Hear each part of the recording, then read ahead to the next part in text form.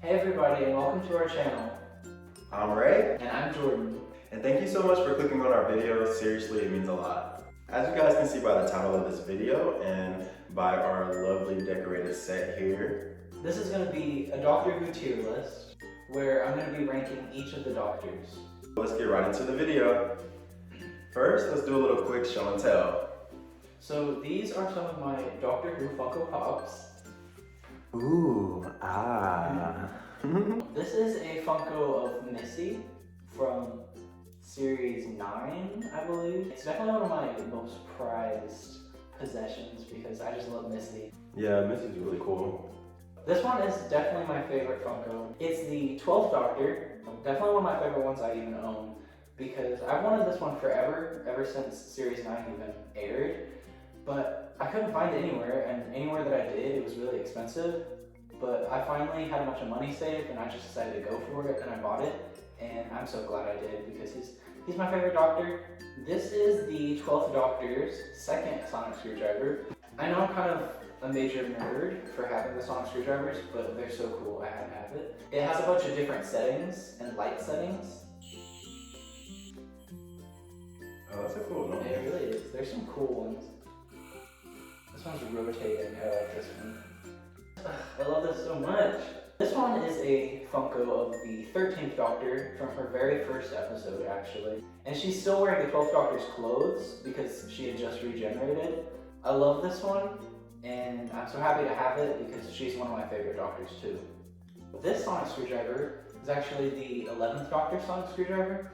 I've had this one for a long time, so it doesn't really work anymore, but yeah, it's broken. It doesn't work, but it's nice to just put on my bookshelf. Let's see how many times she falls over during this video. Count along with us. This one is the 10th Doctor, and I know he's a big fan favorite, so I'm glad to have him because he's your twin, a little bit. Some people tell Jordan he looks like, what's his name? David Tennant. Some people tell Jordan he looks like David Tennant. Yeah, and the funny thing is, I used to actually try to get my hair cut and styled like David Tennant. So, I didn't know that. Yeah, it's a little embarrassing. That's cute. Sounds good banter. You can stop with that word. I would love it. The 12th Doctor, actually, in one episode, he's like, I'm totally against bantering. Now I'll tell you guys pretty quickly about how I got into Doctor Who. I remember when I was really little, my mom would always play episodes of David Tennant. I thought it was really interesting. It was kind of scary and weird, but I loved it. And I know my mom loved it. My mom loves David Tennant. And then after that, I didn't really get into it. But then finally, me and my friends started watching it in about 2014. We watched Christopher Eccleston's first series in the revival when it first came back, and I thought it was really weird and wonky just like I did before, but since I had access to streaming services, I was able to stream it this time and binge it.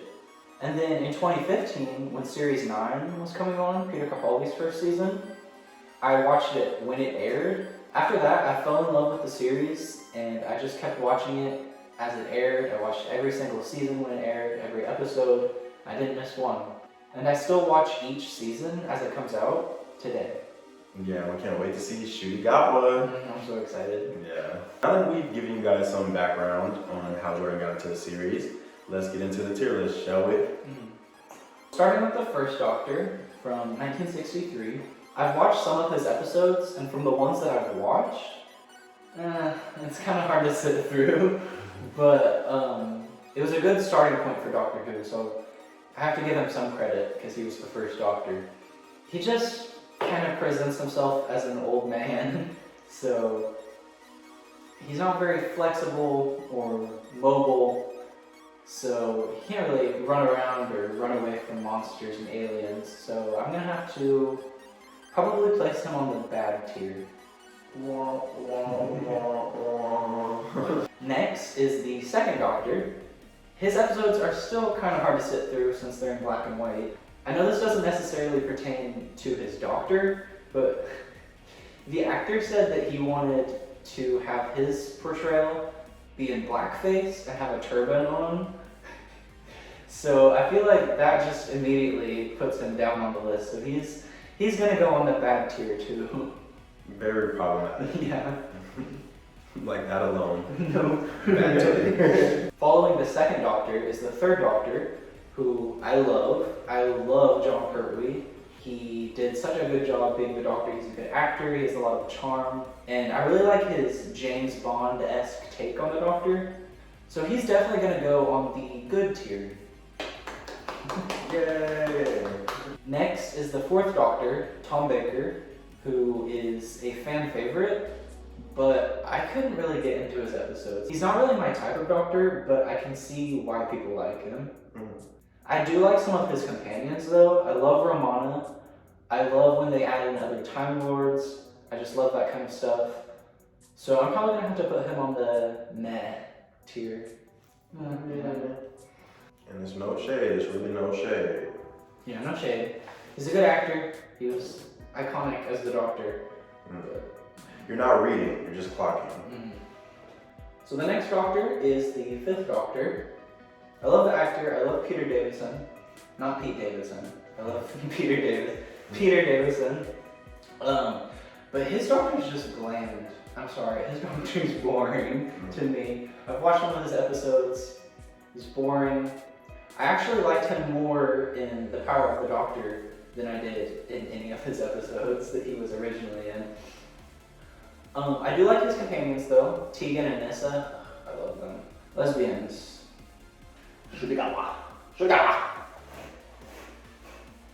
So I guess I'm gonna have to put the fifth Doctor on the bad tier. Sorry, number 5. Lo siento, Doctor 5. And then after 5 is 6, of course. I love Colin Baker's portrayal of the Doctor.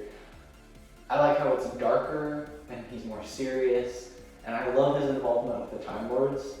I love anything with the Time Lords. I love when they go to Gallifrey, I love any of that. But his episodes, the writing and stuff, it's kind of a letdown. They're kind of weak. He definitely had more potential than what he was given. So he's probably gonna be on the meh tier. Okay. Next is the 7th Doctor. Oh my god, I love him. I love Sylvester McCoy. I loved him in The Hobbit. You know I love those movies. He seems very doctory. Doctory. He's a good choice for the Doctor. He really is a good choice. I love seeing Sylvester McCoy back in The Power of the Doctor. He had some really good lines. I loved his interactions with Ace, who's one of my favorite companions. And yeah, he's just perfect. So I think he's gonna be on the good tier. Thumbs up. 2 thumbs way up. That's the thing they say for movies. You know. Action. The next Doctor is the 8th Doctor. Despite only having a movie, a mini episode, and his cameo in The Power of the Doctor, he's one of my favorites. He's really far up there. I love him. Paul McGann is so charismatic and like romantic, I guess. I love watching every second that Paul McGann is on screen because he keeps my attention very, very well. I think he really just deserves a mini series for himself to make up for his lack of being on screen. So that's why he is on the good tier. Ding ding ding. After the 8th Doctor is the War Doctor.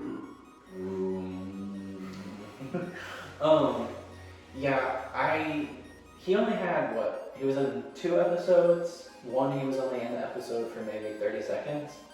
So I don't have much to base my opinion off of. So I'm gonna have to put him in the unique tier. Just because I don't know enough about him. But I do love John Hurt. Rip John Hurt. But I love him. So the unique tier. Now we are finally getting into New Who with the 9th Doctor. I do really enjoy the 9th Doctor, but I recently went back and rewatched his first series. So I was introduced to Doctor Who through this Doctor. This is around the time where Jordan and I met. He was rewatching the series and he forced me to watch. And so far so good. I do like it as well. I enjoy it. But go ahead.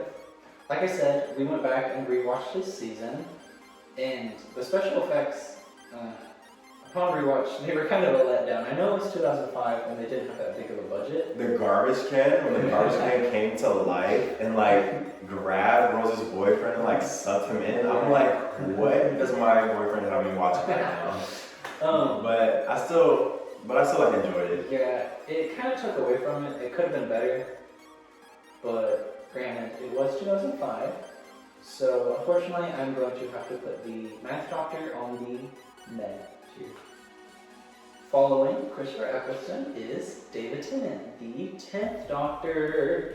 He is a fan favorite, and he's definitely a favorite of mine. I love him. He is so amazing as the Doctor. I feel like he was born to play the Doctor. The 10th Doctor also has a lot of character development for the Doctor across his 3 seasons, which is part of the reason I really, really like him.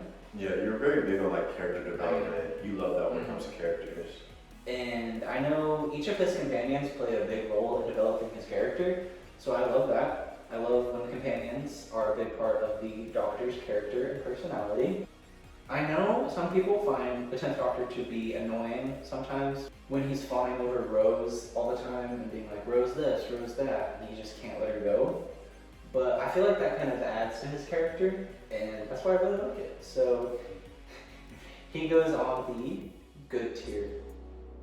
The next one, he kind of counts, he kind of doesn't. He's the Metacrisis Doctor, or 10-2, as some people call him. He's half human, half Time Lord, so he kind of counts, but I hate him. I really hate him, I'm sorry.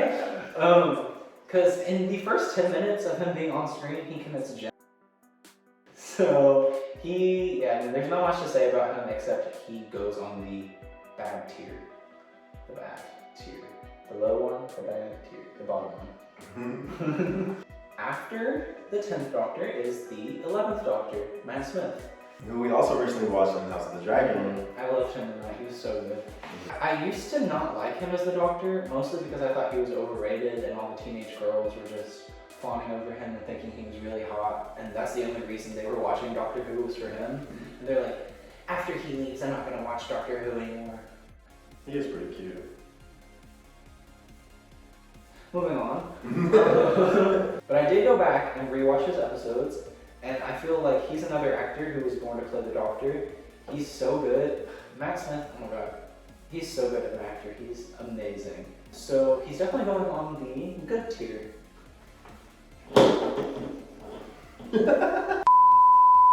Following the 11th Doctor is the 12th Doctor. Oh my god, I love him. Where do I start? I could write an essay about him. Okay, he's amazing.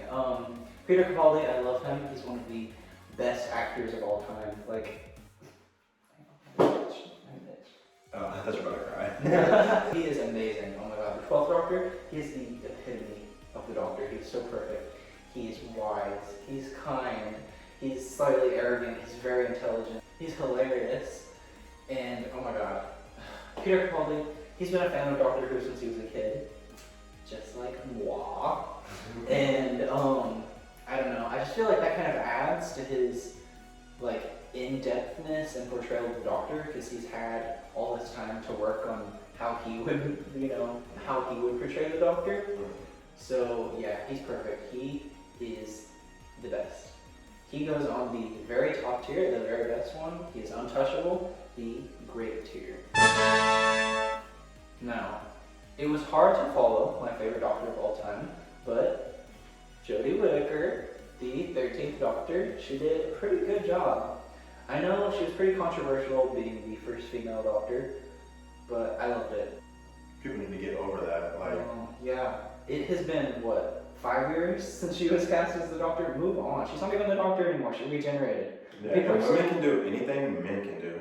Yeah, people are still talking about it and being annoying, so if you're one of those people, Get over it. I was gonna say you're entitled to your opinion. Oh.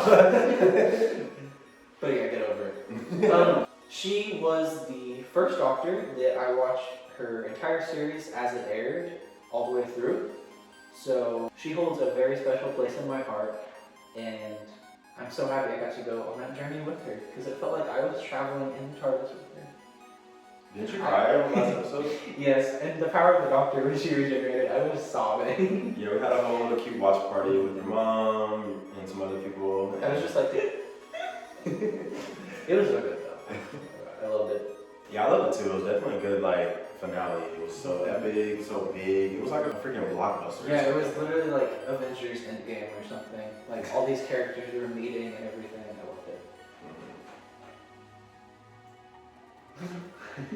Don't mind her, puppy.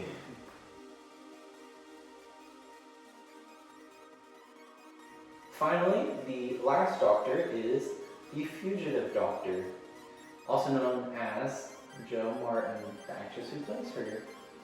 Now, you don't know very much about her because we haven't gotten that far, so I don't want to spoil anything, but I still don't even know too much about her.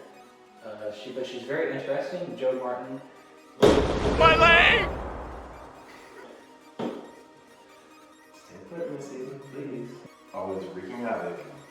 With the little bit of time that the Fugitive Doctor has been on screen, she's definitely proven herself to be very good, and Jo Martin is an excellent actress, and she just has something very doctory about her, and if she got a full series, or full 3 seasons, or however much she needs, I could totally see myself placing her high on the tier list, because she's amazing.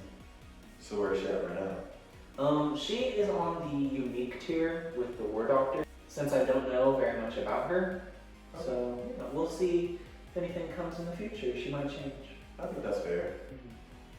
So yeah, that is all of the Doctors that I am ranking today. And the future Doctor, Shooty got one. Oh my god, I'm so excited for him. I watched him in Sex Education. He's an excellent actor. Oh my gosh, I'm so happy they picked him. Yeah, once you heard he was going to be the Doctor, you went and watched all seasons of Sex Education. Was it 2 seasons? No, it's 3 seasons, and I binged it all in probably 2 weeks. I don't even know. But it was amazing. I love him. He has a very good range, so he's definitely going to be able to play the Doctor. Yeah, even me, someone who's new to the Doctor Who fandom, I can see that. Shooty gives Doctor. He does. I can't wait to see what he does with the role. And just like Jo Martin or the Fugitive Doctor, I could see myself placing him very high on the tier list just from seeing him act in other things. And congratulations, Shooty, for getting the roles. I gotta piss like a Russian racehorse running backwards in the back lap. Let us know what you guys think about Jordan's tier list. Did he get it right or is he way off? Let us know some things you agree with, disagree with. We'd love to have a conversation in the comments down below. We'd love to hear you guys' thoughts. And you guys should really consider subscribing because Jordan will be doing some episode reviews of this coming season of Doctor Who. I'm so excited. The 60th anniversary and then Shooty's series. Yeah, Jordan will be reviewing them here on the channel. And we'd love for you guys to come along and come watch. We'll also be putting out other Doctor Who content, so stay tuned for that as well. Doctor Who is something that Jordan is very passionate about. So let us know if you guys like it. Let us know how you feel about the video. And yeah, we also do all types of other content, some film projects, vlogs, just sharing our life. We share things we're passionate about, showing our puppy. So yeah, if that interests you, then like I said, you should definitely subscribe to our channel, as well as subscribe to our socials that will be on the outro screen. We're on Twitter, Instagram, TikTok, and of course here on YouTube. So thank you guys so much for watching, and we will see you in the next video. Bye guys. Peace. Woo!